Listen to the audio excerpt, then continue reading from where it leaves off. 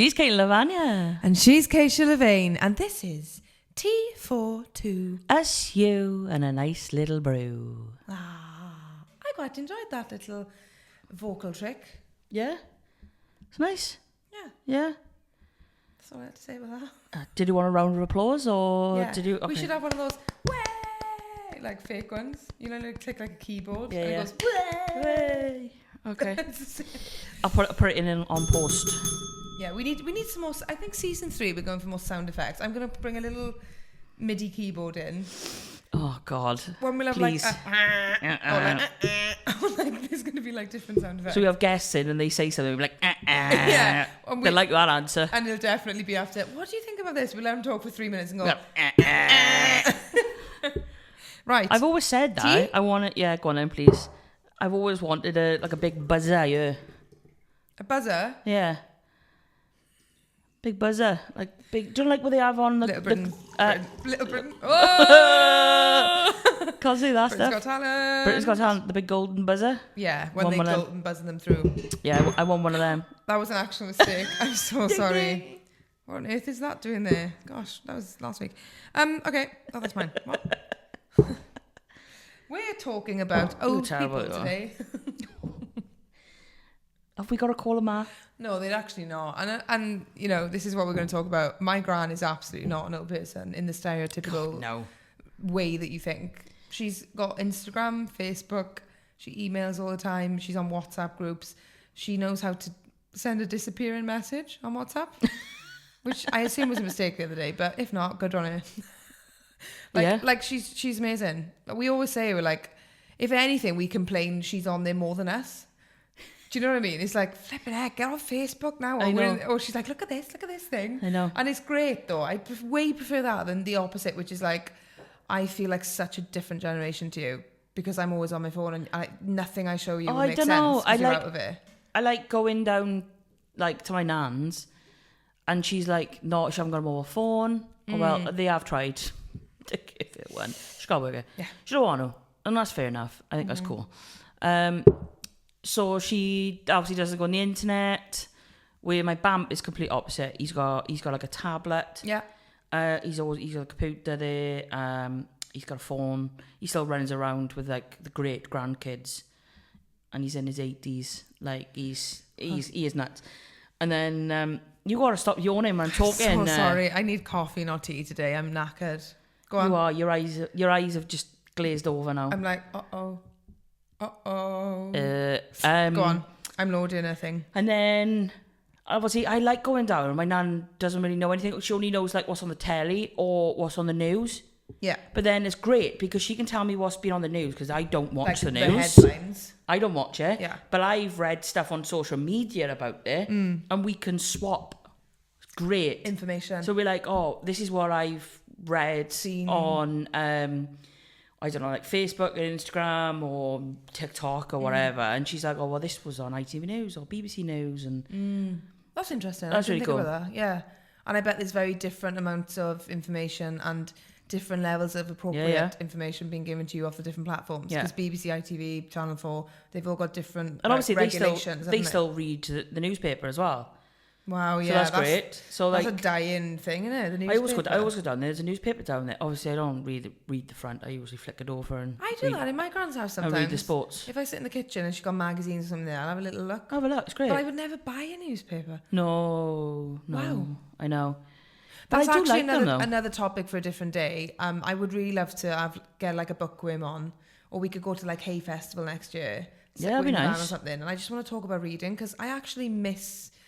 I really, really miss, and it's constantly in my mind. Like every time I go to sleep, it's always too late to read a book, and it's always like, oh, I'd actually prefer to do something on my phone, or I've got to do something on my phone. I've literally got a bookshelf full of books. Me too, and I promise you, I've read maybe 20% of the whole shelf.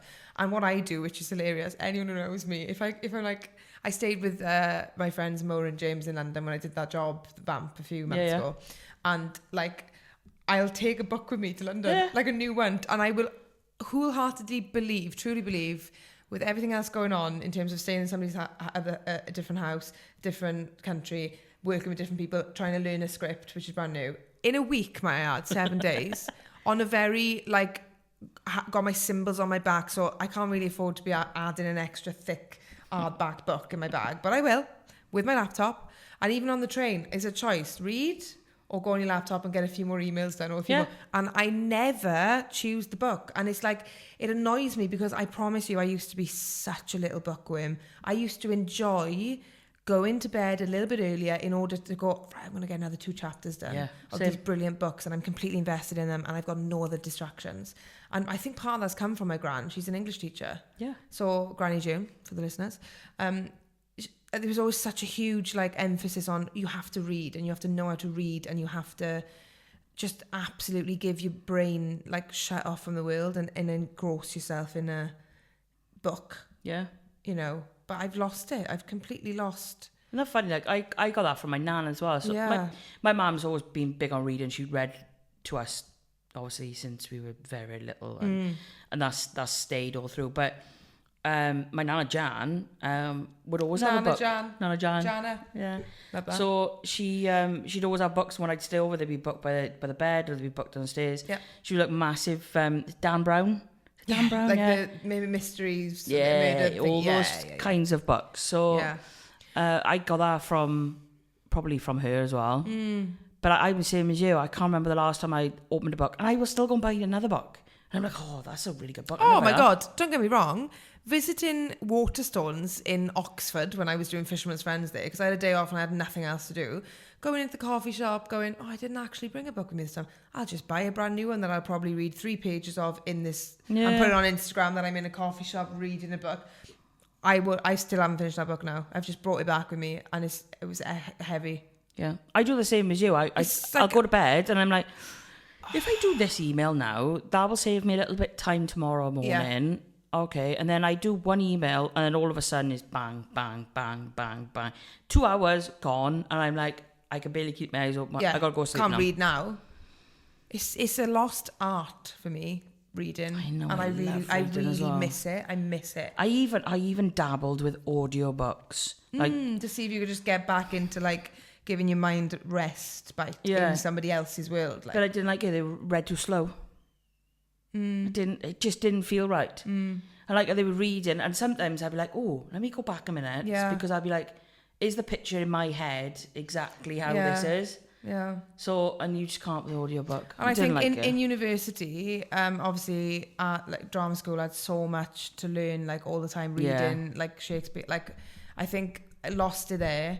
And then I think what happened was I started collecting like plays to read, which are more difficult to read because then you're analysing as well, so it's not quite as relaxing because you're thinking about the acting bit of it and how would you put this on and blah, blah, blah, blah.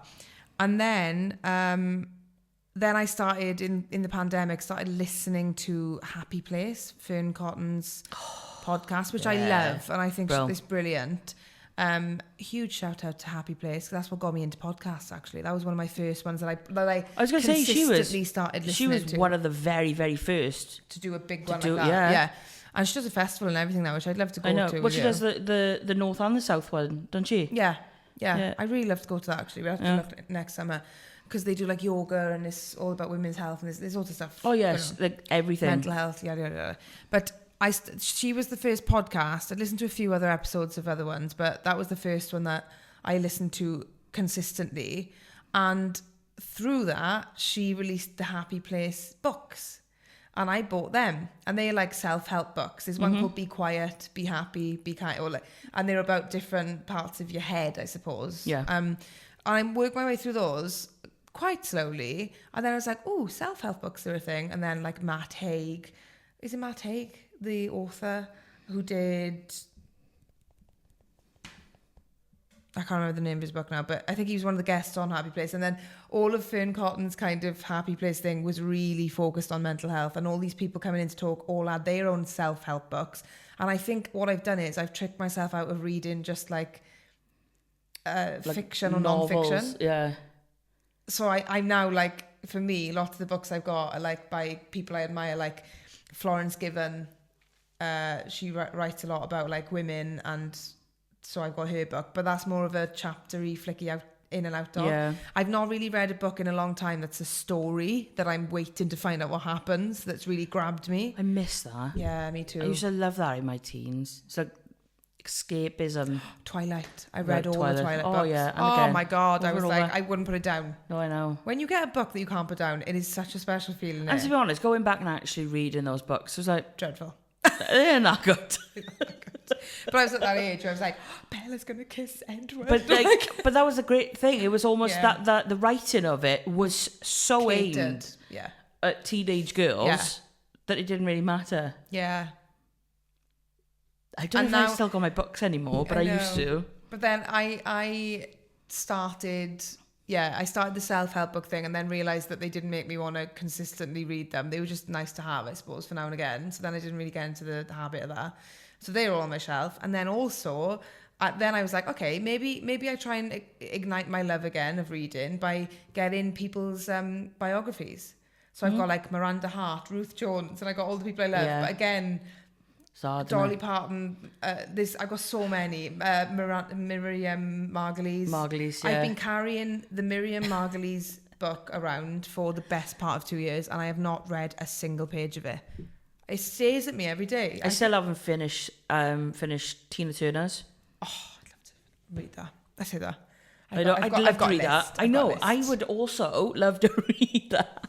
They just don't have time. I know. Because of these things. It is. It's this. And on this, Granny June has sent us a fabulous message. I think I should just read it all, shouldn't I? And then we should discuss. Yeah. Do you want to read it in her voice? Yeah, go on. No, I literally can't. No, I can't do that. No. We'll have to wait till she'll finally come on the pod. Yeah. We will. That will happen. We just need a good topic. Maybe it should be done in like a school for like English school or something. We could do like a Shakespeare special where she could try and she could like try and break down a Shakespeare monologue for us and try and teach us like what it means. I would know, but like how she would do it. As somebody who used to be an English teacher, like, do you know what I mean? Yeah. Or we could think of like, we could do like a poem special with her. We could, by the end of it, we would have written a poem or got many ideas about Granny June. We'll get it on. Anyway, we asked her about just technology as a 70-something-year-old and how she feels about it and how much she uses it. She says, phones are essential for those of advanced years. Obvious benefits, all info in one place, diary/calendar, telephone, she says telnos, which means telephone numbers. She's so cool. Alarm clock, bank closures / poor mobility / cannot drive, no problem. Banking app allows me to transfer money between accounts, ping money to family and friends for B-Day, birthdays, Christmas, and poor grandchildren. She's chucked me the odd 20 quid. Have a nice coffee with your friend. Thank you so much. Yeah. I was really struggling. Google, amazing. By the touch of a button, I can access news, reviews, etc., and research any topic under the sun. I can also share my findings with others. Which she does all the time. It's great. It's like having an extra Google. It's like Google. Granny Google. But most of all, phone allows communication with family and friends by sending text and photos / videos from home and abroad. All those of advanced years should use phones to combat isolation. I can access my rock choir lyrics and music. That one made me smile. Yeah. I can access my rock choir lyrics and music and I still don't know the words. June... No, you follow I'm 28 and I don't know any of the words to my own song, so don't worry about that. All of this astounds me. I had no access to a house phone until I was married. There were no phone lines. My new phone made me giggle when I used face recognition for the first time. Sorry that I couldn't reply earlier. It's all right. We got you. We were waiting. It was worth the wait. Definitely. That's an excellent message to receive. So very positive from Granny June. She loves her phone. Yeah. It keeps her connected. It keeps her less isolated. She can Google whenever she wants, which is obviously what everyone else can do. But we were just thinking in terms of probably your grandparents and your grandmother who's got no kind of interest and doesn't miss or think she misses anything. You know, I wonder whether if she did give it a chance, she'd it opened a brand new world for her. I know. She was like, oh, I don't know how to use it. We were like, we'll show you how to use it. Yeah. Oh, no. But I'm like, she's great. She loves, like, knowing about different things. Like, she thrives on, like, knowledge and stuff. So I think it'd be great for her. But, you know, when you get to that age, she's like talking to the wall, isn't it? Mm. It's like, but then at the same point, I'm like, Christ, she lived this long. She can do what she wants, man. She wants a phone, great. She don't want a phone, great. It's her life. Yeah, and I suppose if her life has been predominantly without a phone, she what's the point? Yeah. And she, like I said, she got my bamp there, so, which she's got a phone. And she go, you? Yeah, and she got us, so I thought it would be really nice so that she could communicate with us. As in, if you guys went to an Airbnb, which you do, yeah, you could FaceTime her and go, look at this, and she could feel like she was there maybe with you. Yeah, like, but obviously we have to, but again then she's got my bamp, so we could just do that to him, and then they're always so together. So he uses FaceTime? Yeah, or whatever, he uses WhatsApp, so we just video call. Yeah. And do you think, like, in COVID, had you Nan been on her own, that would have been difficult, wouldn't it? Way different. Yeah. That's the people I'm thinking of, you know? The people who haven't got a support network around them, haven't got grandchildren, children, haven't got a partner, they're widowed. They're on their own with a flip up that they can only do, like, audio calls with. That must be quite difficult in this day and age. And also, like, you know, my grand's saying she's got the banking app on her phone. That's class. She's got a Tesco club card and also, like, she scans it all. She does all great. that stuff. And I just think, like, for the people who are relying on going to a bank, there's things in our community especially that have dwindled. And one of them is, like, online banking's taken over with apps and stuff. So you can't actually ever go into a bank now. No. And, like, speak to somebody. It's very difficult to do that. So I think they are, in one way, I think, cutting themselves off. So I think we got... So my other Bampy Russ, he's on his own, and obviously he's got dementia and other health issues. Yeah, that's a bit more complicated, isn't it? But like I said, he still wants to be able to use a bank, and even before he had the dementia and he was on his own, he'd have to go to Cwmbran. Now, at 80 years of age, that's not the easiest thing from where he is. So that's... Does he drive or bus? Yeah, so it's a bus. That's a day out then, isn't it? Yeah, so then he would rely on one of us to do it. Because he's of that generation where he doesn't have a phone. He has a phone, but come on, he literally goes it on there, picks one of our numbers and rings us. That's as far as it goes. He couldn't do any of the banking. But then we found as well, a lot of these days, the apps require... like a photo ID or something. Well, I don't know. We don't know where his bloody passport is or whether it's in date. It's been years since. Yeah. You know, my nana's been gone 7 years. So you know, difficult. And then he hasn't got a driver's license. So it just makes it so difficult these days for the older generation that doesn't use technology. And let's face it, why should they if they don't want to? Like we got no choice about it. We haven't really. We've got no choice. Everything we do, everything. Yeah, jobs, social life, everything relies on having a mobile device. That's just the end of it. If we didn't have one, we couldn't probably do our jobs at all because, like, work schedules, work emails, everything else. Like, especially when we're in our industry, it relies heavily on things like Instagram. Yeah. So you've got to be active on Instagram. You've got to post things. You've got to film videos. Most of it's all done on a mobile device. Yeah. And I find really scary that now, I think when I first had a phone, I'm sure I had one going into comp. Same. I had a little Nokia brick. Yeah. A little blue Nokia. And realistically, I used it to phone my dad to say I was on my way home or I'd forgotten my key, really. And then I'd use it to play Snake.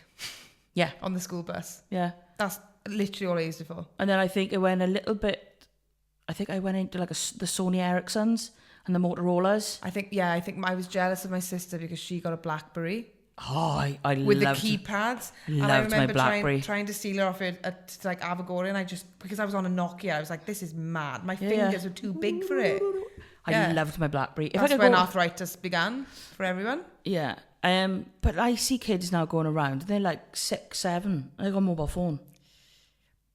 I don't know how I feel about that, see, because I'm like, what? I'm like, fair enough. There's no need for one.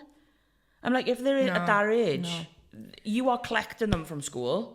Yeah. So you're taking them to their friend's house. You're taking them to the friend's house, and if anything happens in school, the teachers and, they go to the office and whatever. They have no need for a mobile phone. But like my sister said, like schools now have got like apps for parents, like primary schools, and my sister was sent pictures of Isla in class and stuff on this secure thing where only parents are in it and stuff. But I'd still feel weird about that. I'd be like, I don't need to know that she's currently in forest school for this hour of the day.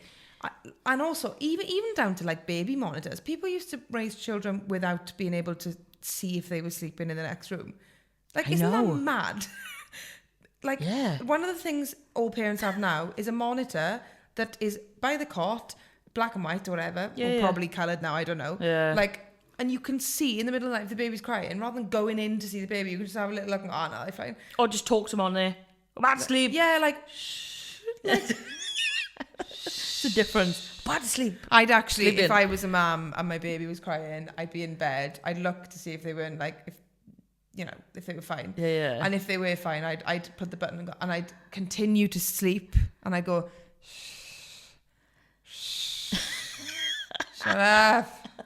Like, I wouldn't bother getting out of bed to go in. Well, that's the whole thing. But everything's at the click of a button now, isn't it? Even raising a child is at the click of a button. Even the children we're raising have buttons to click themselves. They don't even need us to do it for them now. They have their own things. Yeah. I'm going to go on to this because I sent this to you the other day, didn't I? Yeah, I love this. It's such a great idea that I feel like it's going to... I got my own back. There we are. You were tired as well. I am knackered. We're tired ladies. It's all right. It happens. It's fine. It's actually better that we're both tired or both really hyper, because if one is one and one is the other, you just look at each other going like a. This is an Instagram person called Jonathan Haidt, Haidt. He's got a lot of followers. He is a social psychologist. He's got a #1 bestseller, New York Times bestseller, and I think by the looks of it, there's a website you can look at, which is anxiousgeneration.com. I kind of love his page, and I've got a lot of friends who follow him actually. But this came up because of the algorithm, obviously. And we thought we'd share it because we both read it and went, I think I'd do that. Yeah. Like, that's such a good idea. So, the dumbest phone is parenting genius. What? Yes, sorry. That's correct. I was like, I read that out loud in my mouth. So I'll just read this and then we can discuss. Cool, go. When her daughter turned 10, Morse did get her a phone, a landline. For that gift to provide all the benefits she wanted, Morse had to lay some groundwork. It would be annoying if her daughters, she also had an 8-year-old, were to start calling their friends' parents' smartphones all the time. So she told her neighbours about her plan and suggested that they consider getting landlines too. Several bought in immediately, excited for the opportunity to placate their own smartphone-eager kids. And over the next couple of months, Morse kept nudging people. In the past few years, interest in old-school technology has been rising, driven partly by desperate adults seeking smartphone alternatives for their kids. Fears peddle dumb phones to parents of tweens. What? On Reddit, 1% shared that they'd gone full 90s with a desktop computer installed in the living room, a Nintendo 64 and a landline. In March, after a millennial mom posted on Instagram about getting a home phone for her kids, she received scores of comments from parents saying they'd done the same or planned too soon. Morse wanted the phone to be in a centralised part of the house with a cord so that her daughters couldn't whisk it off to their bedrooms for private conversations or take it with them whilst they played. In quotations, very rarely do we ask kids to be still and communicate, she explained. I didn't want my kids to go play with slime when they're on the phone. Communication should be something you're actually focusing on.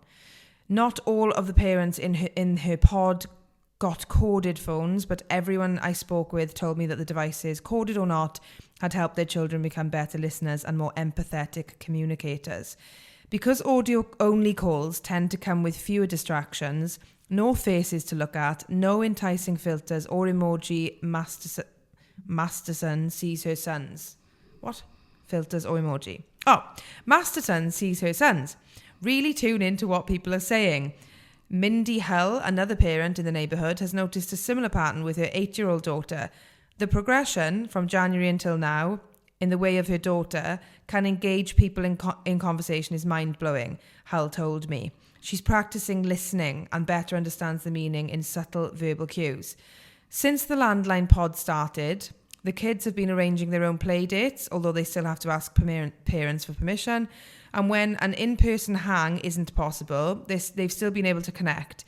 Parents told me their children had called friends to ask questions about Dungeons and Dragons, to check on a friend after they were out sick from school, or just to chat on rainy days, all without their parents having to worry about what else the kids might be doing on the phone. The landlines have also given these parents a glimpse into their kids' social lives that they might not otherwise have enjoyed. Recently, Hull listened as her daughter, who uses their phone at least once a day, talked with a friend for an hour and a half. They were giggling and laughing and telling stories, she said. I couldn't believe it. Most of the parents I spoke with acknowledged that eventually they would probably get their children a smartphone. They were just trying to postpone that development as long as possible. Hull is the one holdout I spoke to who thinks her daughter might never need a smartphone while under her roof. For now, Morse and Masterson are considered limited function smartwatches as their eldest children head out to middle school and begin venturing out more on their own. When the time does come for a smartphone, if it comes, the parents hope their children will be better prepared to handle one responsibility. They'll be older and more emotionally mature and will have passed the age at which experts say a child's brain is particularly vulnerable to the addictive qualities of smartphones. I literally love that. Same. Also, that was dreadfully read by me. Clearly, I need a break. You take over. I just don't believe that kids need a smartphone until, well, I see you say smartphone. Obviously, they need a mobile phone for when they go to comp. Safety. Yes. Yeah. They need to be able to contact their parents while they're going to and from school. But some people would say, do they? Yes, they do. If they're on a bus, then they get to school, and then they get back on the bus and they get home. A lot of kids don't get on the bus. A lot of kids, they're walking to school. Yeah. And even on the bus. Yeah. Like, yeah, all right, fair enough, you're on a bus, but what if something happens on the bus? Yeah. Like, all right, you can say, oh, well, I'll know my parents' phone number off by heart, and hopefully the bus driver can ring. I used to know the landline. And stuff like that. Yeah. My landline. Yeah. 01443. 01495 it was. Oh, I thought you said your actual number then. I was like, whoa. We used to have an old-fashioned phone. We had an old-fashioned phone that was linked to the landline, so we used to have to do the thing. Yeah. Oh, so cool. And it worked. It actually worked. Yeah. 249748. Yeah. That was mine. 01443. But that was when I lived in Newbridge anyway, and I don't live in Newbridge. We never had a landline.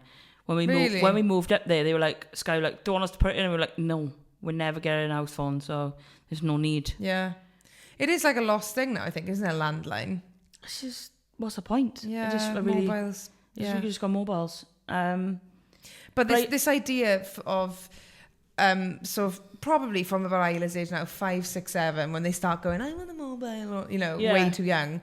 The idea that all of your parents come together and go, should we get them landlines? Because that's what I used to do. I'd get home from school, I'd have my tea, and I'd run up to the attic and I'd ring my friend Ava, and she'd do the same, and I'd ring her, or my mother would answer, and I'd be like, hi, is Ava there? I want to talk to her. And she'd be like, you've had all day in school together. But now that I think about it, we weren't video calling each other. We didn't have other distractions. And because it was on a cord, I had to sit in this one seat and I had to listen to my friend and I had to respond. Yeah, I think. And there was nothing else to look at, do nothing. No. And I think actually, that probably did a lot for me and my friends at that age. I also think that comp kids, they don't need smartphones. I would disable all the social media and the internet on smartphones. And I'd maybe, if it got to a point where they felt really left out, I'd give them a smartphone. I'd be like, that's for the house and for weekends. Or I'd be like, here's a Nokia. For safety school. There we go. You can ring off that. But I don't want you Googling stuff, taking photos of other kids. No. It just leads into so many horrible things for kids. And kids on social media. I think the first time I went onto Facebook, I was 14. Yeah, probably similar to me, 14, 15, yeah. Yeah, I think it was. I was late 14. with so many things, and I'm so grateful I was. Oh, yeah, exactly. At the time, I hated my life, and I was like, it's so unfair. Oh, I didn't. And obviously, I had an older sister, and she was only 4.5 years older, so she always had... You just wanted to do what she was doing, really. I always say, if it was 2 years, I'd probably be like, oh, it's fine, because give her a year or so, and I can bring them down on the age, and I'd probably get it. But 4.5 years was like, I was way too young to be bending the rules. Like, so it was always Sandra had everything first, and it was hell on earth. I hated it. But now I couldn't complain. So grateful that I didn't have an opportunity to video call somebody or take pictures, or just wasn't in that danger then. To be honest, I can't complain about anything that age except from the fact of school. I hated school. Bored me. Like, I loved learning. You could have done with the phone then, because you would have been probably setting up a business by then on Instagram. I loved learning, and I loved a lot of the subjects. I just hated the kids. Yeah. I hated people then. Yeah. I still think I would have been very good for homeschooling. Like, I think some kids are not meant for it, and I just don't think they can learn like that. But I would have no problem, because to be honest, I did most of my learning outside of school. And homework and stuff like that was easy without the distractions of knobheads in your class. Yeah. Because you always had one or two, and they just disrupted. I hated it. I still, kids got to learn at the end of the day, but I think, 30 kids in a class, especially when you get to comp. Too much. It is way too much. Yeah, the behavioural stuff starts creeping in then, and it's just chaos. And then you've also got, before you get put into your sets, you've got that thing of you are 30 kids, but everyone's at a different level, and you're like, yeah. School is another topic I think we could proper dive into. Secondary school. We've done primary, haven't we? We've got a bit of primary school coming out. Maybe we can get a secondary school like teacher or head teacher to come on. They wouldn't though, will they? Maybe like an essay, not an essay. That's a supporting artist on set. I don't know why I just said that. TA. A TA, yeah. Teaching assistant or something, yeah. I doubt they will, though, because they've got a career and they've got a job. And they're a dolly. They're a dolly. Maybe an ex-teacher that's maybe moved to a different career. Yeah. Because of the strains of the job. Yeah. Because I know, obviously. Yeah. I think that would be cool. Very cool. Right. Thank you so much for tuning in. If you've got any kind of opinions, questions, stories about elderly, especially grandparents or elderly people who are feeling isolated in the community, definitely get in touch, because we'd love to do a special on that, or try and find things to help. Yeah, things to help, places they can go and stuff that they can go and learn, libraries and tell us the area that you're from and whatever, and we can do a deep dive into stuff and give people a little bit of a help of where they can go, because for advice about it as well, because it's horrible, that idea, isn't it? Yeah, obviously RCT for you, and Caerphilly for me, so and anywhere in between and all around the world, we will we'll have luck. We will. We're going global. We're going global. It would be nice, wouldn't it? Okay, we shall see you next Tuesday.